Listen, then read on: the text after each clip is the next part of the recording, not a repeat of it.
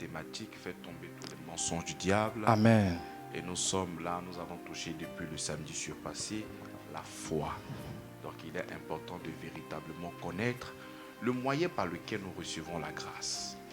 La Bible déclare que vous êtes sauvés par la grâce Au moyen de la foi. Amen. Donc nous voyons que la foi ici est le moyen de parvenir à cette grâce. La foi ici est le moyen de vivre la grâce. La foi ici est le moyen de vivre le Christ. Donc nous ne pouvons pas blaguer avec le moyen par lequel nous vivons la grâce. Nous ne pouvons pas blaguer avec le moyen par lequel nous vivons le Christ. Si le Seigneur nous dit que nous sommes sauvés par la grâce, au moyen de la foi, il y a véritablement lieu de ne pas prendre la foi à la légère. Nous devons véritablement s'asseoir et sonder les profondeurs de cette foi. Parce que si nous n'avons pas la connaissance de la vérité de l'évangile, le moyen par lequel nous devions avoir accès à la grâce. Parce que quand tu prends par exemple Romains chapitre 5, le verset 2, il dit c'est par la foi que nous avons accès à la grâce. Par la foi que nous avons accès à la grâce. Comment est-ce que moi, j'ai accès à la grâce? Comment est-ce que toi tu me suis, tu as accès à la grâce? Toi tu as accès à la grâce par le moyen de la foi. Donc la foi t'y amène.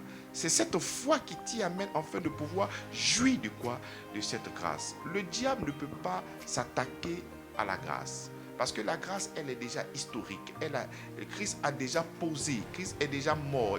Il est enseveli et ressuscité pour notre justification. Donc ce que le diable peut faire, c'est de changer le contenu de l'évangile, changer le message de la grâce. Parce que tu ne peux pas démolir la grâce. Il faut changer le contenu.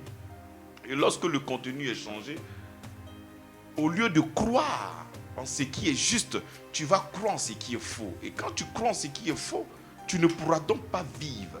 Par exemple, la Bible dit l'évangile est la puissance de Dieu pour le salut de quiconque. Donc nous croyons véritablement que l'évangile est la puissance transformatrice. Mais lorsque l'évangile, qui est la puissance transformatrice, elle-même a subi une modification, a subi une falsification. Donc tu vas voir que le message que tu es censé recevoir afin d'être transformé, tu ne seras pas transformé et tu vas penser que l'évangile n'est pas capable de pouvoir te transformer. Mais en réalité, le diable a créé une pluralité d'évangiles et tu es tombé sur le faux évangile. Raison pour laquelle nous revenons ce samedi, afin de véritablement regarder le contenu de quoi? Mais de cette foi. Où je peux dire encore, où tu localises ta foi, ou encore où vous placez votre confiance. Parce que lorsque nous sommes en train de parler de la foi, nous pouvons aussi parler de quoi? De la confiance. Où placez-vous votre confiance? Le numéro du samedi passé, nous avons dit que notre foi, c'est ayant le regard fixé sur Jésus-Christ. Ayant le regard fixé sur Jésus-Christ. Nous ne revenons pas dans l'Ancien Testament qui nous demandait une ferme assurance des choses qu'on espère et une démonstration de celles qu'on ne voit pas.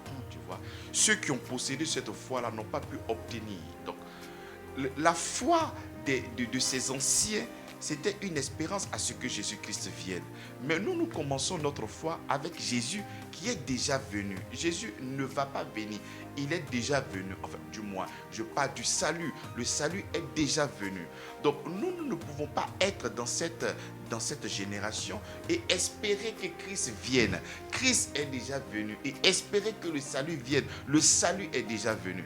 Raison pour laquelle quand le diable arrive déjà à nous tromper, en nous demandant d'espérer que Dieu vienne nous délivrer, il viendra maintenant nous demander d'engager nos œuvres, d'engager ce que nous devions faire pour que Dieu puisse en ce moment agir dans notre vie. Donc il change le contenu de la foi.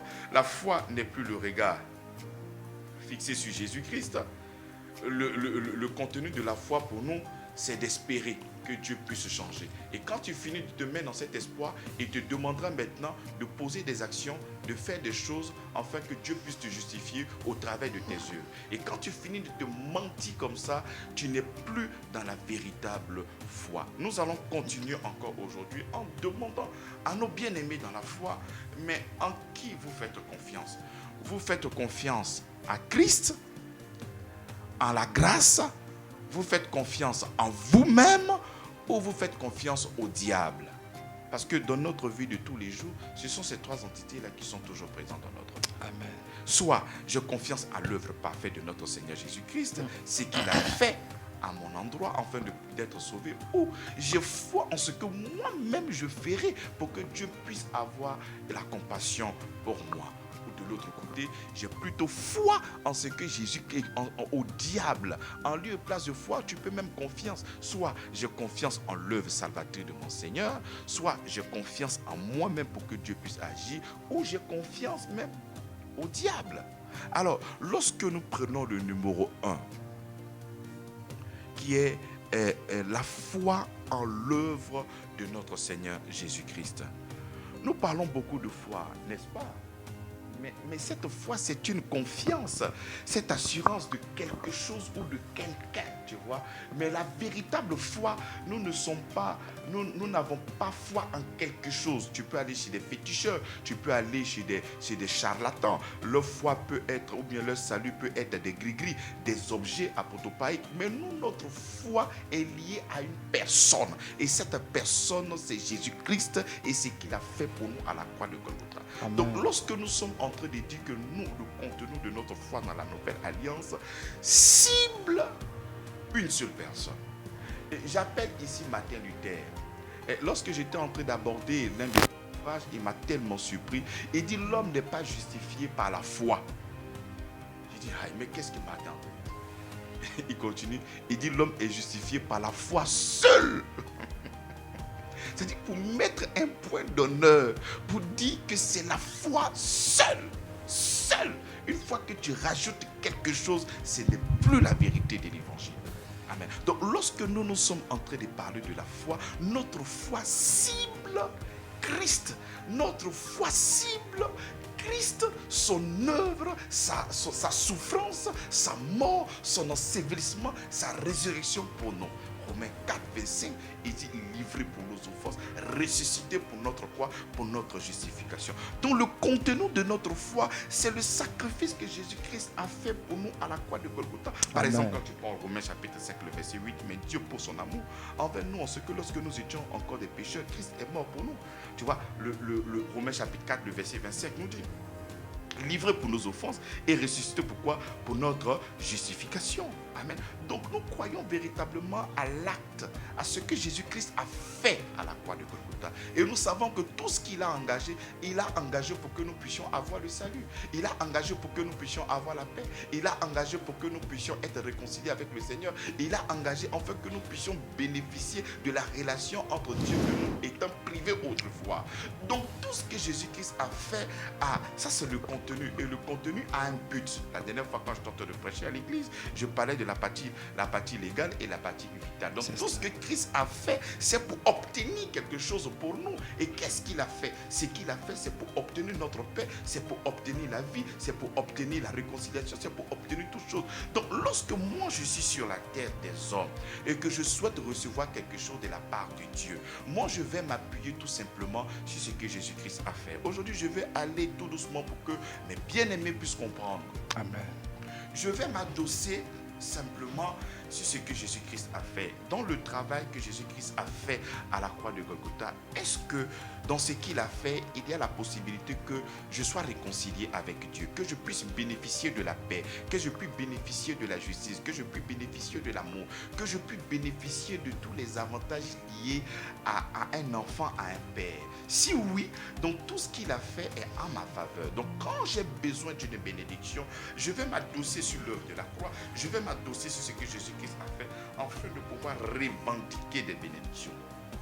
Raison pour laquelle, lorsque j'interroge la Bible, il dit tout ce que vous demanderez en mon nom, je le ferai. Pourquoi? Parce que Christ, lorsqu'il était sur la terre, il nous a donné le droit légal de pouvoir demander quelque chose en son nom. Pourquoi? Parce que quand il est venu sur la terre, il a posé des actes forts.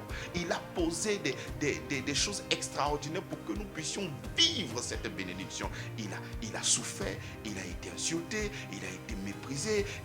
Je vais même plus loin. Il a jeûné 40 jours et il a accompli la loi de Moïse. Il a fait beaucoup de choses, plein de choses. Et lorsque nous serons maintenant sur cette terre des hommes, lorsque nous aurons besoin de la paix, Et si par exemple on me dit, mais pasteur Avi, il faudrait que tu puisses jeûner afin que Dieu puisse te bénir. En ce moment, d'accord, il n'y a pas de problème. Puisque nous sommes en train de parler de la spiritualité, je n'ai pas venu vous contredire pour dire que c'est faux. Oui, il n'y a pas de problème. Je dois jeûner pour obtenir ça, d'accord. Je vais m'adosser dans le jeûne que Jésus-Christ a fait. Parce qu'il a jeûné pas pour lui, parce que lui, il est Dieu, il n'en a pas besoin. Et il a jeûné pour moi. Donc, qu'est-ce que je fais? Je vais aller m'adosser au jeûne que lui, il a fait. En plus, si nous voulons faire une comparaison entre le jeûne de Jésus et mon jeûne, je crois que le jeûne de Jésus a plus d'impact parce qu'il a fait 40 jours et 40 nuits. Mais quel est cet homme qui a cette capacité de faire 40 jours et 40 nuits? C'est vraiment difficile, c'est vraiment compliqué. Et c'est ce que Jésus-Christ, je préfère me présenter avec ce que lui il a fait, non pas avec ce que moi j'ai fait. C'est-à-dire, j'ai confiance en Jésus-Christ, j'ai confiance en lui, j'ai confiance en ses œuvres, j'ai confiance en ce qu'il a accompli. J'estime que ce qu'il a accompli est nettement meilleur que moi ce que je pourrais accomplir pour recevoir quelque chose de la part de Dieu. En fait, tout dépend du donateur. Si nous sommes en train de parler de Dieu, la sainteté de Dieu exige des choses à la perfection. Dieu, il exige des choses extraordinaires. Il n'est pas dans la dentelle. Donc, si nous voulons recevoir quelque chose de la part de Dieu, nous devons aussi trouver quelque chose de fort et quelque chose de puissant. Et la seule chose puissante qui peut toucher le cœur de Dieu, c'est l'œuvre de Christ, c'est l'œuvre que Jésus-Christ a fait pour nous et non pas nous nos œuvres, parce que nous nos œuvres sont remplies de taches. Il dit notre justice est comme un vêtement sale et souillé. Donc tout ce que nous allons présenter ne pourra pas véritablement toucher le cœur de Dieu, raison pour laquelle Jésus-Christ vient et il répond au nom de l'humanité. Donc quand je suis en train de dire que j'ai confiance en Jésus-Christ, je vais m'adosser dans tout ce travail qu'il a fait afin de pouvoir recevoir la bénédiction. Lorsqu'on me dira que je suis malade et j'ai besoin de la guérison, en ce moment, je peux compter sur mon système. Je te parle. Tu sais, si tu es malade, tu peux aller directement à l'hôpital te faire soigner. Il n'y a aucun problème. La foi n'interdit pas de ne pas partir à l'hôpital ou de partir à l'hôpital. Tu peux partir à l'hôpital, il n'y a aucun problème. Mais si par exemple, tu veux recevoir une guérison venant de ton Dieu, pas de la médecine, mais de ton Dieu. Quand je te parle de ton Dieu, c'est-à-dire indépendamment même de la médecine conventionnelle. Si tu veux recevoir quelque chose de la part de Dieu, si jamais il y a des choses à offrir pour que Dieu puisse te donner une guérison surnaturelle, indépendamment de quoi que ce soit, en ce moment, il te faut le travail de Jésus-Christ. Parce que toi, tes œuvres ne peuvent pas toucher, incliner, impressionner Dieu pour que Dieu puisse te donner. Non, il faudrait être impressionné et touché par l'œuvre de Christ à la croix. Par exemple, lors de sa venue sur cette terre, il a été au pilori, il a été frappé, il a été chicoté et tous les coups tombés sur lui étaient pour notre guérison. Donc si je souhaite recevoir une guérison indépendamment de la médecine conventionnelle, j'ai le regard fixé sur ce que Jésus-Christ a fait. Ce n'est pas un plaidoyer, ce n'est pas oh Seigneur pardon, non, non, je vais m'approprier le travail que Christ a fait à mon endroit. Seigneur, par tes maîtres aussi, je suis guéri. Parce que lors de ta rédemption, lors de ton sacrifice sur la croix, dans l'œuvre parfaite que tu as pu faire, tu as pourvu aussi à quoi? Mais à ma guérison. Donc je proclame cela au nom de Jésus. Donc j'ai confiance en l'œuvre de la croix afin de pouvoir bénéficier.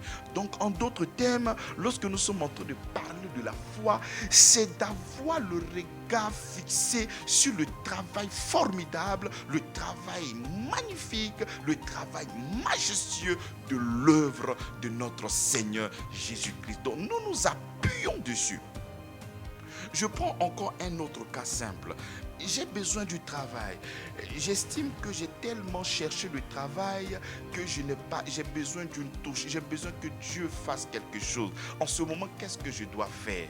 Mais il faut t'armer de foi en croyant que Dieu est avec toi, il t'accompagne et tu te lèves, tu continues à déposer encore tes dossiers un peu partout. Et je crois que la grâce de Dieu se manifestera et ils vont t'appeler. Il n'y a pas à attendre. Par exemple, lorsque je suis en train de dire que même quand tu as besoin du travail, il faut encore avoir le regard fixé sur le Seigneur Jésus. Je ne suis pas en train de dire, il faut venir t'asseoir à la maison, tu croises les bras et puis tu dis Jésus, Jésus, Jésus, j'ai besoin de travail. La véritable foi te pose pousse à sortir et continuer à demander encore l'emploi. Cette fois-ci, tu as la conscience que le Seigneur est avec toi. S'il y avait une malédiction, il y avait une main noire, il y avait des difficultés qui venaient pour ne pas que toi tu puisses travailler, toi tu as la conscience qu'aucune main noire ne pèse sur toi. Si on t'a fait comprendre qu'ils ont mis le pain noir dans la terre sur toi, au point où on ne te voit pas, ou un parapluie diabolique où on ne te verrait pas, toi dans ta tête, tu crois que l'œuvre de la croix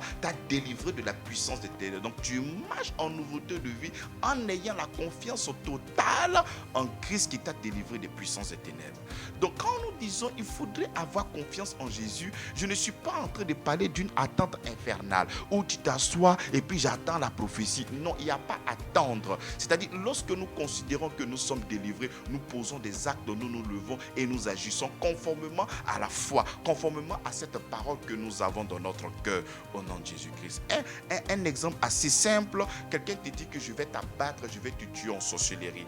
Donc si tu as véritablement confiance en Jésus-Christ, tu ne pourras que dire que toute arme forgée contre moi est nulle et sans effet. Mais qu'est-ce qui soutient cette déclaration? C'est l'œuvre de la croix. Il nous a délivrés de la puissance des ténèbres et nous a transférés dans le royaume de son Fils d'amour. Donc moi, j'ai totalement confiance en Jésus-Christ et tout ce que tu me diras ne pourra pas m'ébranler parce que je sais en qui j'ai cru. La Bible me fait comprendre que ma vie est cachée en Jésus-Christ. Donc tout ce que tu me diras est nul et non avenu. J'ai le regard constamment fixé sur lui.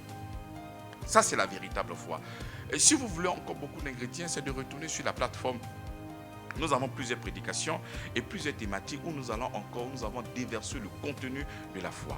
Mais nous allons parler encore de cette deuxième approche où le diable nous demande d'avoir confiance en nous-mêmes. Je te parle du domaine du recevoir entre Dieu et toi. Le diable te dit, si tu veux que Dieu puisse te guérir, il faut faire ça. C'est-à-dire, tu ne dois pas avoir confiance en ce que toi, tu dois faire pour que Dieu puisse agir. Toi, tu dois avoir confiance en ce que Jésus-Christ a fait pour que toi, tu puisses recevoir. Parce que la grâce de Jésus-Christ, c'est historique. Toi, il faut compter sur l'œuvre de Jésus-Christ qui est déjà faite pour toi. Parce que Christ a déjà fait. Mais le diable te dit non. Il ne faut pas que tu puisses regarder le travail de Jésus. Il ne faudrait pas que tu regardes ce que Christ a fait pour toi. Ce que toi, tu vas faire aujourd'hui, là. Tu as besoin de quoi?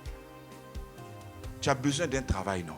Il faut chercher un pasteur, prendre l'argent. Quand tu vas prendre l'argent, tu cherches un homme de Dieu qui a l'onction. Tu cherches un homme de Dieu qui a la grâce du travail. Tu cherches un homme de Dieu qui a la grâce de l'enfantement. Tu cherches un homme de Dieu qui a la grâce de quoi que ce soit.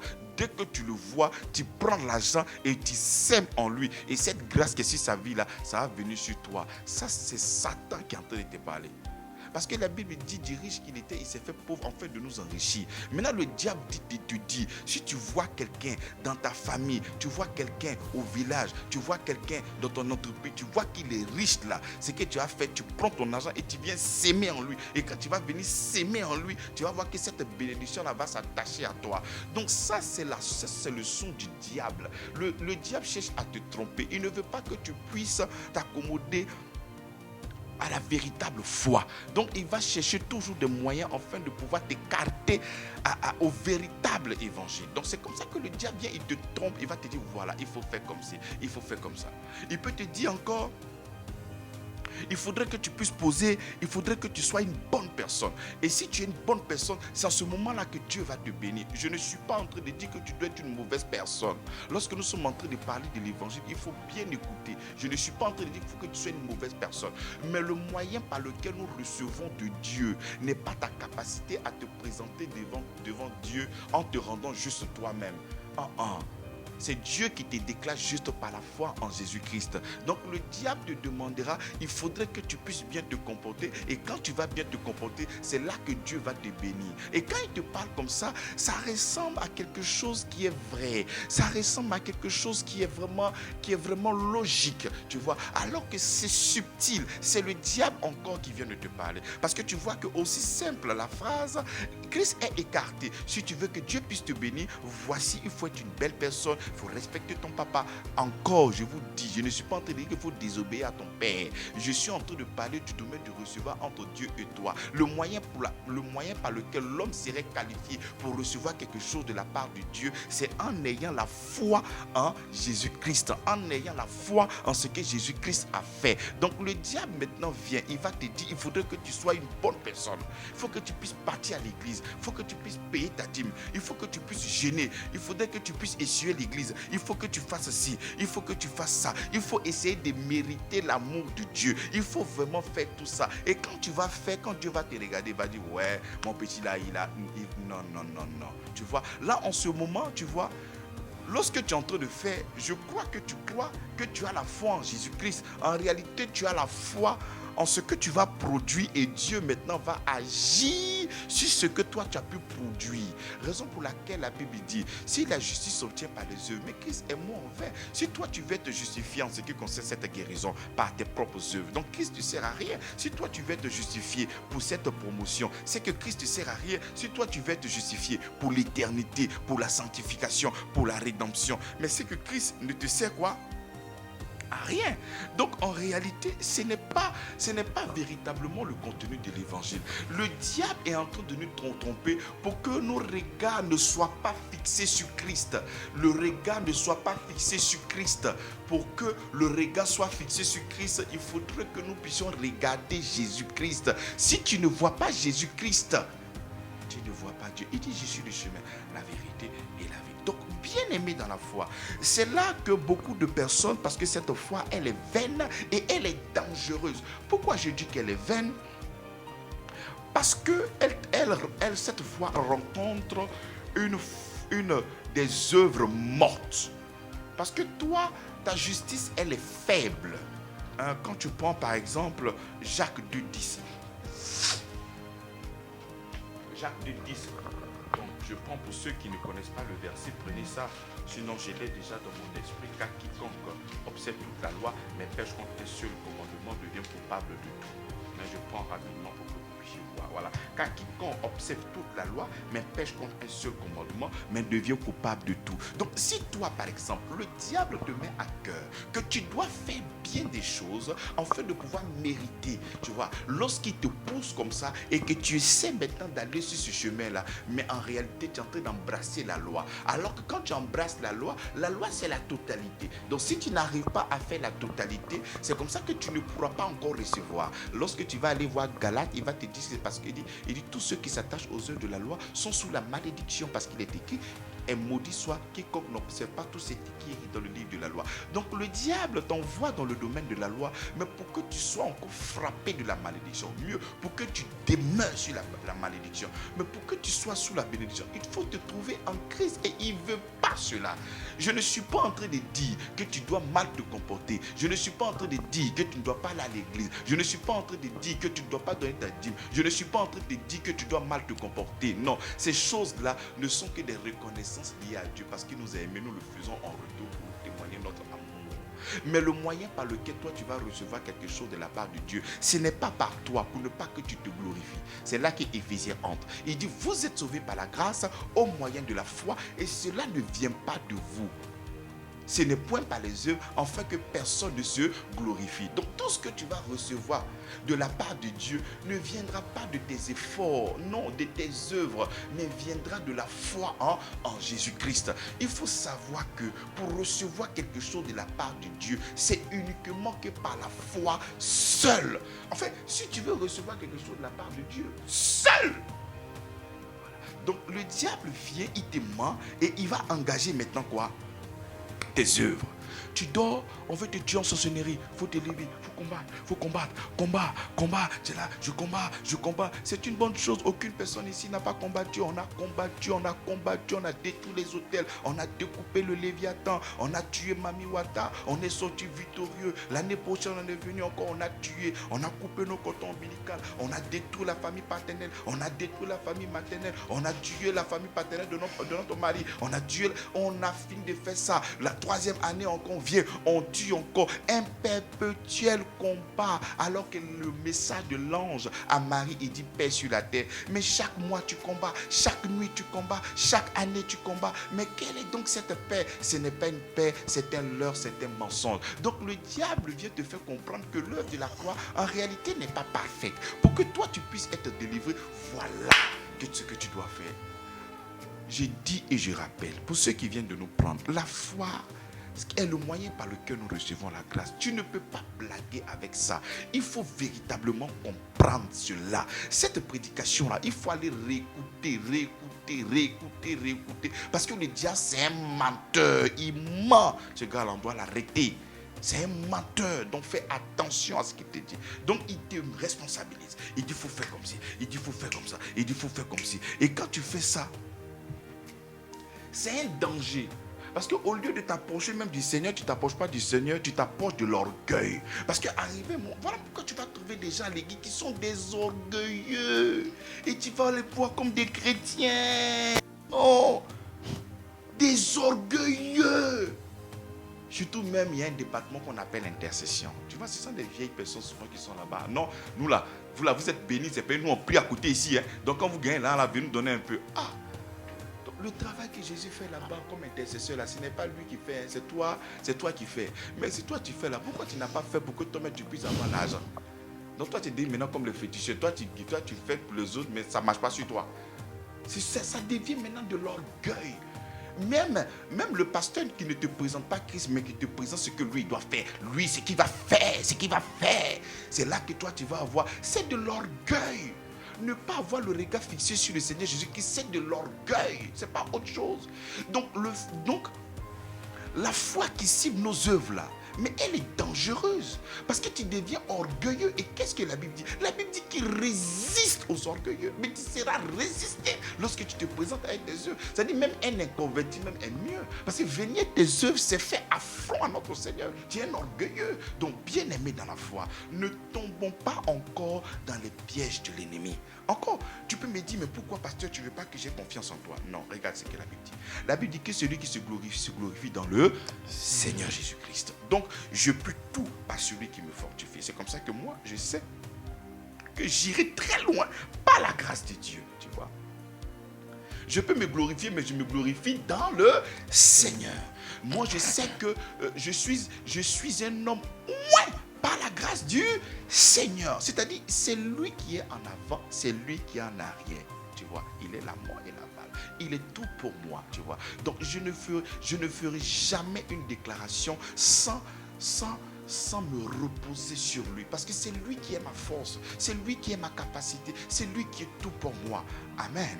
Donc, raison pour laquelle nous devons véritablement faire attention à ce deuxième contenu de la foi, qu'elle est engagée toi-même.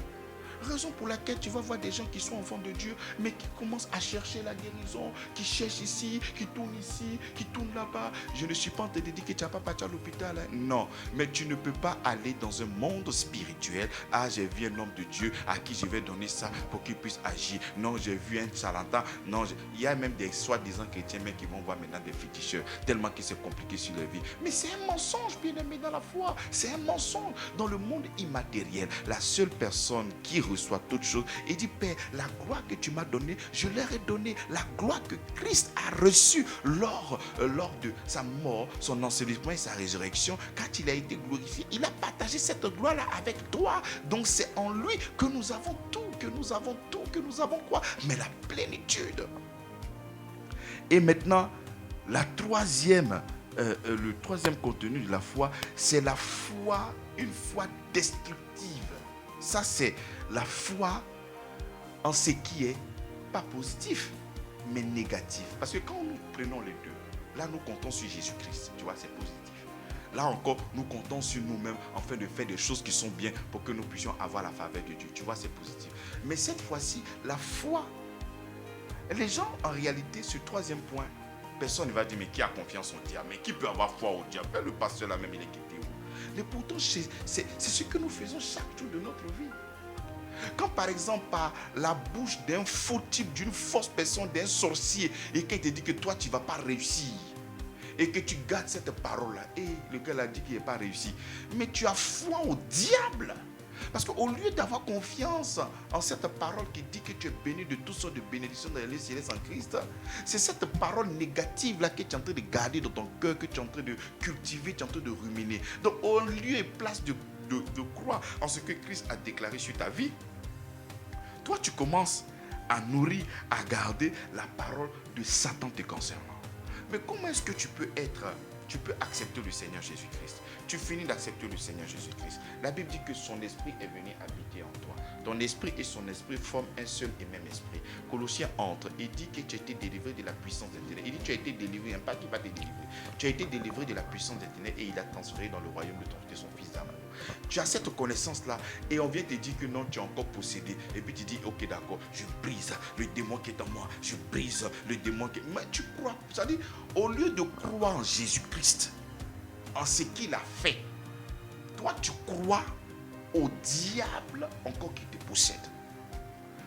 Je prends encore un autre exemple. Tu as accepté le Seigneur Jésus-Christ. Et dans l'acceptation de notre Seigneur Jésus-Christ, on t'expliquait qu'il y a un autel qui a été bâti. Et quel est cet autel-là? C'est l'autel de Christ. Christ est mort, livré pour nos offranses et ressuscité pour notre justification. Donc il y a un autel qui est bâti sur toi. Ok. Et on vient te faire comprendre que toi, ton père aussi a bâti un hôtel. Et c'est cet hôtel-là qui fait que les gens n'arrivent pas à réussir dans le village. Et tu commences à prier. Oh Seigneur, Seigneur, vraiment cet hôtel-là, je brise cet hôtel, je brise cet hôtel. Donc, mais et l'hôtel que Christ aussi a bâti pour toi? Cet hôtel-là, ça crie quoi? Ça crie la grâce ou ça crie pas la grâce? Mais si ça crie la grâce, mais pourquoi tu es terrifié par cet hôtel qui crie la mort ou bien qui crie la condamnation? Non, la Bible dit, il n'y a donc maintenant aucune condamnation pour celui qui est en Jésus-Christ. Donc au lieu de croire qu'il n'y a aucune condamnation pour celui qui est en Jésus-Christ, toi tu crois que tu es toujours condamné sur l'autel que toi ton père qui est né hier l'a fait. Donc on te demande de croire au Seigneur Jésus-Christ. Toi tu dis que tu ne crois pas au Seigneur Jésus-Christ, que toi tu veux croire à Satan. Donc plusieurs personnes ici témoignent Christ, témoignent, mais ce sont des personnes qui croient en Satan. Ils n'ont jamais cru au Seigneur Jésus-Christ. Ils croient en Satan. La Bible dit que celui qui m'aime garde ma parole. Mais quelle est cette parole qui est dans ton cœur? Tu me dis que pasteur, toi aussi, moi je crois la parole de Dieu. Mais quand tu crois la parole de Dieu, quand tu déposes la parole de Dieu dans ton cœur, ça ne te crée pas la peur, ça ne crée pas l'anxiété, ça ne crée pas le traumatisme. Il dit l'amour parfait bannit la crainte. Donc si tu avais véritablement gardé la parole de Dieu dans ton cœur, ça allait bannir la crainte, ça allait bannir les comment on appelle, la peur, l'anxiété et beaucoup d'autres choses. Donc si tu vois que ça prospère, c'est parce qu'en réalité, tu accordes du crédit à Satan et non du crédit à Dieu. Mais souviens-toi même de ton langage. Vraiment, le Seigneur est là, hein, mais le diable est fort. C'est-à-dire, par cette déclaration, tu es en train de mettre Dieu et Satan sur un piédestal, mais c'est sur le même pied d'égalité, sur un pied d'égalité. Mais c'est méchant, c'est criminel, c'est malhonnête, c'est méchant, mais c'est mauvais. Comment tu peux mettre Dieu et le diable sur un pied d'égalité? Mais c'est terrible ça. C'est grave. C'est grave. Comment toi tu es en Christ? Et puis la Bible te fait comprendre que toi, ta vie est cachée en Jésus-Christ. On te dit que le diable rôde et tu as peur. Entre rôder et puis être en Christ là, qu'est-ce qui est plus proche? Te voilà ici. Toi tu es là. Tu es représenté par ce micro là. Et on te dit que le Saint-Esprit est en toi. Maintenant on dit le diable là. Te voilà ici, rôde. On dit rôde, on n'a pas dit l'attaque qui rôde. Et puis toi tu es ici, tu as peur, tu trembles. Mais tu es où? Tu es en Christ. Donc c'est un Christ qui est fainéant, un Christ qui est incapable, un Christ phlegmatique, un Christ flegmatique. Ça c'est un Christ animiste, ça c'est pas le véritable Christ.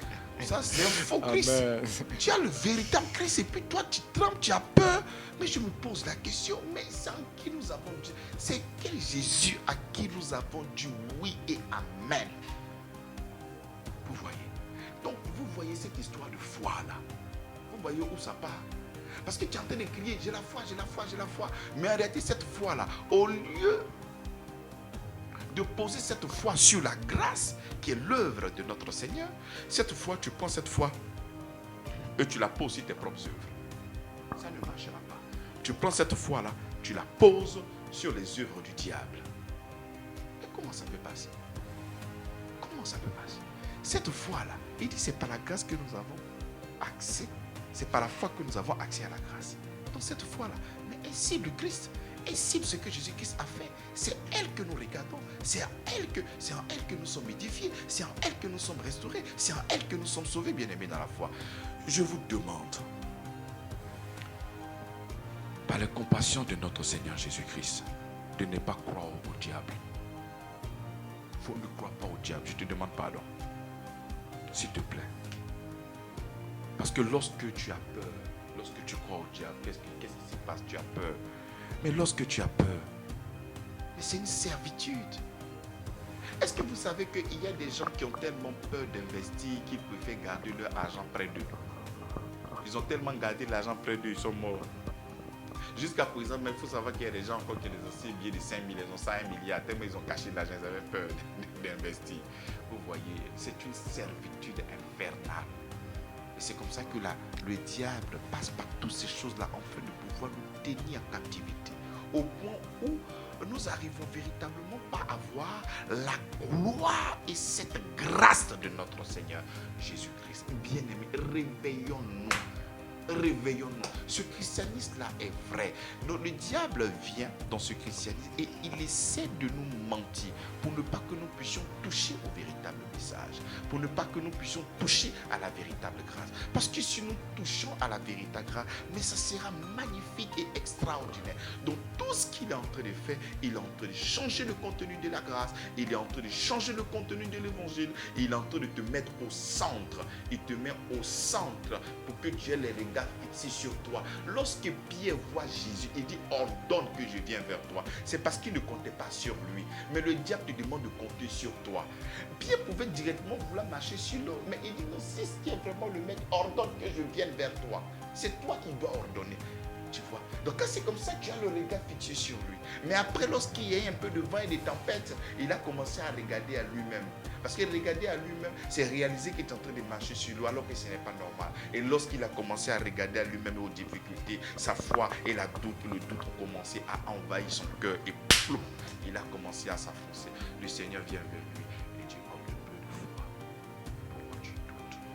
Tu vois, lorsque tu vas regarder à toi-même, à ta capacité, à ce que tu pourras produire, il aura toujours un manque, il aura toujours quelque chose qui ne sera pas parfait. Et cette foi ne pourra pas être achevée. La foi qui est achevée, c'est la foi en Christ. C'est la foi en Christ. C'est lui qui parachève notre foi. C'est lui qui est l'accomplissement de notre foi. C'est lui qui accomplit toutes choses pour nous. Voici encore notre numéro d'aujourd'hui. Et nous avons mis encore un point d'honneur des différents contenus de la foi. Le Christ qui est la véritable foi. L'être humain, nos œuvres qui ne sont pas qualifiées devant le Seigneur. Et avoir toujours le regard fixé sur le diable et ses œuvres dans notre vie, alors que ces œuvres-là ne fonctionnent plus au nom de Jésus-Christ. Amen. Amen, amen. Merci encore, homme de Dieu, pour ces éclaircissements concernant la foi. Nous rendons grâce à Dieu toujours pour votre dévouement, vu qu'il y a beaucoup de choses que nous apprenons avec vous, surtout dans ce domaine de la foi. Nous avons vu que le diable, il est beaucoup subtil dans ses manigances et dans ses plans. Mais la parole de Dieu est toujours là pour nous éclaircir. Alors, nous abordons notre seconde partie de notre émission. Et donc, c'est là le moment où nous vous demandons d'appeler pour des préoccupations, pour des questions. Si vous avez des questions, si vous avez des préoccupations, c'est le moment de les poser à l'homme de Dieu. Et donc, à cet effet, nous allons vous donner les différents contacts, à savoir le 01 01 01 43 13, le 07 07 67 69 94, le 07 06 06 52, oui, 52 à la fin. Et nous rappelons que l'église Grâce sur Grâce est située à Toban, au camp quartier Zinsou 3. Et nous sommes toujours dans notre thématique qui est la foi. À cet effet, il faut dire que l'homme de Dieu développe beaucoup de choses qu'il est important que les enfants de Dieu sachent. Nous poursuivons notre programme de l'église les mardis de 19h à 20h30, culte du soir, avec un temps de prière dénommé 100% exaucement. Et les jeudis de 19h à 20h30, enseignement et délivrance par la parole. Et les dimanches de 9h à 12h, culte de célébration. Demeurez tous abondamment bénis. Alors, homme de Dieu, j'ai quand même une question à vous poser. Mais bien sûr. Voilà. Vous avez dit que la sainteté de Dieu exige des choses à la perfection. C'est tellement beau à entendre. Et donc, j'aimerais savoir qu'est-ce que vous avez voulu dire par cette expression, ou sinon par cette phrase. Alors, lorsque l'homme a péché, il a fait entrer le diable. Donc, l'homme lui-même ne peut pas satisfaire le standard de Dieu. Amen. Nous prenons la loi. La loi, elle est bonne, mais pourvu que nous puissions l'accomplir totalement.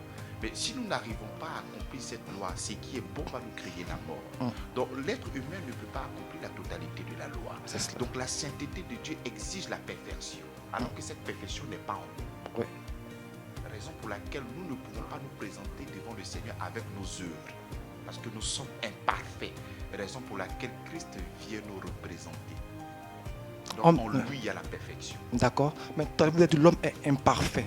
Mais qu'est-ce qui fait cette imperfection qui existe en nous? Mais à cause de la désobéissance, le péché que nous avons hérité en Adam, c'est ce qui fait que nous sommes des pécheurs. Amen. La Bible déclare que tous ont péché et sont privés de la gloire de Dieu. Être privé de la gloire de Dieu, c'est être privé de sa sainteté, être privé de sa gloire, être privé de tout ce qui est bon.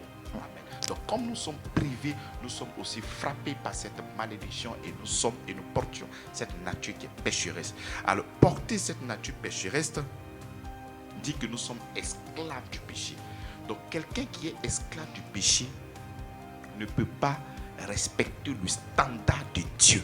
C'est impossible. C'est la raison pour laquelle demander à l'homme de se sauver lui-même, c'est impossible. C'est impossible. Dieu l'a compris.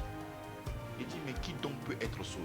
Et Jésus a répondu, à l'homme cela est impossible, mais à Dieu tout est possible. Amen. Amen. Alors, avec le développement que nous avons eu ce soir, on a comme l'impression, à vous entendre dire dans votre développement, est-ce à dire que la foi, selon Christ, c'est d'avoir, je dirais, une nouvelle mentalité? Je peux le dire, une nouvelle mentalité. On parle de nouvelle mentalité lorsque nous avions un ancien système dans notre compréhension. C'est cela. Autrefois, on te disait que la foi, c'est de faire des choses pour que Dieu puisse te donner. Non, ce n'est pas la foi. Ça, c'était la foi de l'Ancien Testament. Effectivement, ce système-là existait. Il fallait poser des actions, il fallait faire ci, il fallait faire ça, il fallait faire ci. Au vu de ce que tu fais, tu recevais la bénédiction. Nous avons shifté. Nous ne sommes plus dans la loi, nous sommes dans la grâce. Nous ne sommes plus avec Moïse, nous sommes avec Jésus-Christ. Et Jésus-Christ, il a déjà fait. Et nous nous approprions ce que Jésus-Christ a fait et nous recevons la grâce de notre Seigneur Jésus-Christ. Amen. Amen. Mais homme de Dieu, nous nous rappelons que les Saintes Écritures nous disent qu'il est le même hier, aujourd'hui et éternellement. Je vais aboutir à ma question. Il y a un verset dans la Bible qui dit « Apportez vos dons et vos offrandes dans la maison de l'Éternel, et vous verrez si je n'ouvre pas pour vous les écluses des cieux. » Ce n'est pas un homme qui l'a dit. Ça, c'est le Seigneur lui-même qui le dit.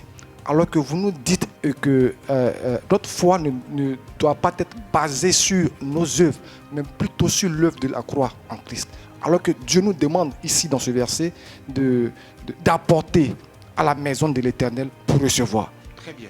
Alors, ces genres de versets, ça foisonne dans la Bible. Ouais. Il faut savoir que la Bible a deux grandes alliances. D'accord. Deux grandes alliances. D'accord. L'ancienne alliance et la nouvelle alliance. Raison pour laquelle, lorsque tu n'as pas la conscience de ces deux grandes alliances, tu pourras manipuler les gens. Je peux prendre tout de suite la Bible, évoquer tout de suite Exode en disant que tu es sous la malédiction de ton père. Parce que la Bible dit que Dieu frappe jusqu'à 4 générations. Je vais te faire comprendre que tu es maudit. Mais en Christ, toutes ces choses-là tombent au nom de Jésus-Christ. Il n'y a donc maintenant aucune condamnation pour celui qui est en Jésus-Christ. Donc il faut savoir, lorsque tu es en train d'aborder la Bible, il faudrait que tu aies dans ton esprit la conscience que nous avions deux alliances. Il y a l'ancienne alliance qui a été abolie à cause de son inutilité et puis est l'intervention de la nouvelle alliance par laquelle nous nous approchons de Dieu, qui est quoi? Qui est la grâce. La Donc, grâce. lorsque Dieu évoque le texte de Malachie, nous sommes encore dans la loi. C'est la loi, tu vois. Et même ce verset ne s'adressait pas encore au peuple, mais s'adressait encore aux Lévites. Comprenez? Donc ce que nous devions comprendre en réalité, c'est par rapport à la loi. Si tu fais cela, Dieu va le faire. Oui, ça a existé. Ça a existé à son époque. C'est vrai. Mais dans la nouvelle alliance, le Seigneur Jésus-Christ a déjà fait. Aujourd'hui, lorsque nous convoquons ce texte-là, si tu payes ta dîme, le Seigneur, tu verras, s'il ne menacera pas. Tu vois que dans ce texte, il n'y a pas le Christ. Il y a Dieu et il y a ce que toi, tu dois faire. Le Christ est où? Est-ce que le Christ est là? Non. Le Christ n'est pas là. En ce moment-là, on ne priait pas au nom de Jésus-Christ. Donc si toi, tu veux recevoir la bénédiction au travers de ce que tu fais, pour être dans la vérité, il ne faut pas prier au nom de Jésus-Christ. Quand tu finis de donner ton offrande pour que Dieu puisse te bénir, il faut prier en ton propre, ton vieux nom là. Tu dis au nom de ça, et tu n'aimes pas.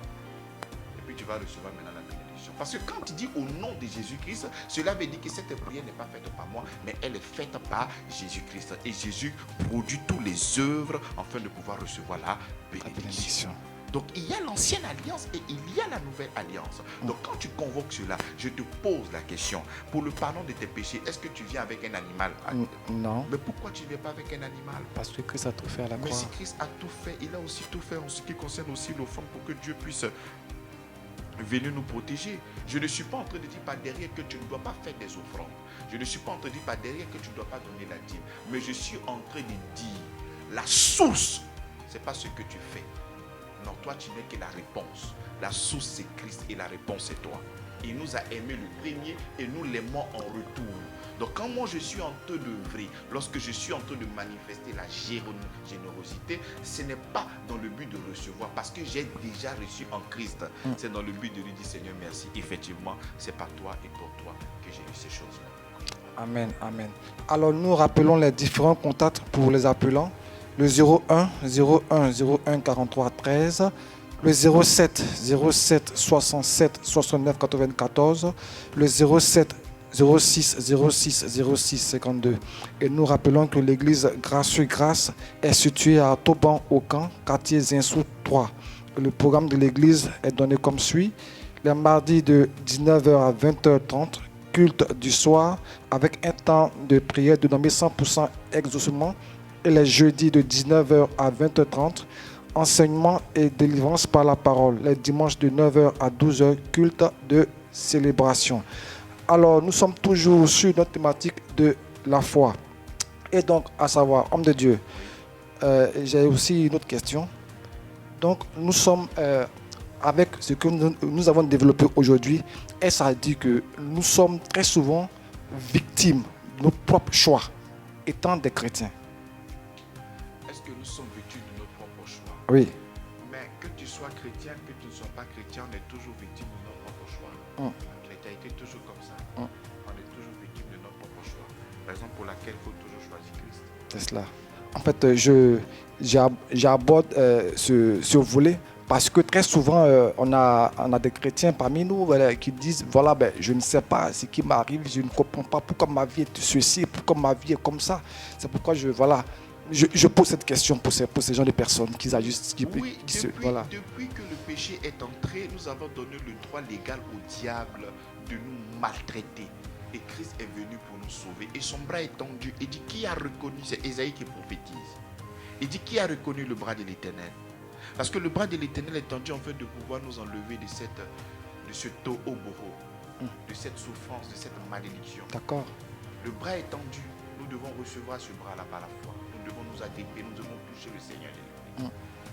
Donc nous sommes là présentement sous le pouvoir totalité esclavagiste de Satan. Je parle de ceux qui n'ont pas encore accepté Jésus-Christ. Sinon moi comme ça, le diable ne peut plus rien faire à ma vie. Tu vois, je n'ai plus peur de l'ensorcellement. Je n'ai plus peur de l'enchantement. Je n'ai plus peur du diable. Avant j'avais peur. Mais je sais que ma vie est entre les mains du Seigneur. Il ne peut rien me faire. Amen. Ce n'est pas de la prétention. Je suis en train de parler de mon héritage. Le diable véritablement ne peut rien me faire. Rien du tout. Ma vie est entre les mains de mon Père et de mon Seigneur. Amen. Tout ce que je pourrais voir à gauche et à droite ne pourront jamais m'impressionner. En tant qu'un homme, je peux peut-être avoir peur. Mais rapidement au créneau, la foi monte et je sais que je suis dans les bras de mon Seigneur. Et ça, personne ne peut me l'enlever. C'est la foi en l'œuvre parfaite de ma position que j'occupe en Christ. Et c'est ça. Amen, amen. Et donc, S a dit que, c'est-à-dire aujourd'hui, notre seul recours, étant des chrétiens, ce n'est que le Seigneur Jésus-Christ de Nazareth. Nous ne devons pas compter sur nos propres forces. Mais blague Notre... à part, nous enlevons le Seigneur, est-ce que tu peux te battre avec le diable? Non. Mais je suis étonné de voir des gens qui veulent se battre avec Satan. Hein? Je ne sais pas sur quoi il compte, c'est un faux zèle. Pourtant, c'est ce que nous constatons de nos jours. Non, avec les combats spirituels, soi-disant. C'est des pipeaux. Amen. C'est des pipeaux. Ce sont des aventuriers, ils cherchent l'argent. On enlève le Christ. Est-ce que tu peux te battre avec moi-même, ton propre ami garçon, mais tu viens et te frappes moi-même. Et puis tu vas te frapper, tu vas te battre avec un ennemi. Alléluia. C'est cela. Amen. Amen. Alors, nous tirons pratiquement à la fin de notre émission, homme de Dieu. Mais j'ai quand même également une question qui me taraude un peu l'esprit. C'est-à-dire qu'aujourd'hui, on a tendance, comme on le dit, à croire que le Christ a déjà tout fait pour nous.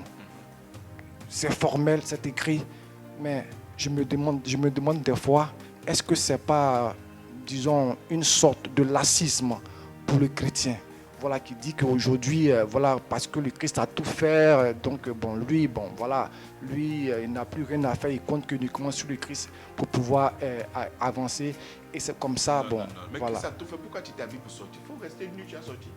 Ah, mais justement, c'est ça la question. Non, mais est-ce qu'ils s'habillent nus? Est-ce qu'ils sont nus quand ils sortent? Non. Alors, donc ils font exprès.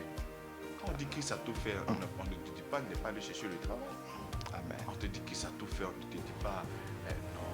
Christ a tout fait, tu as la grâce, tu as la bénédiction qui t'accompagne, tu as la faveur, tu es hautement favorisé, tu as la bénédiction, le bonheur et la grâce m'accompagnent tous les jours de ma vie. Voilà, là où je vais planter les pieds, ce territoire est à moi.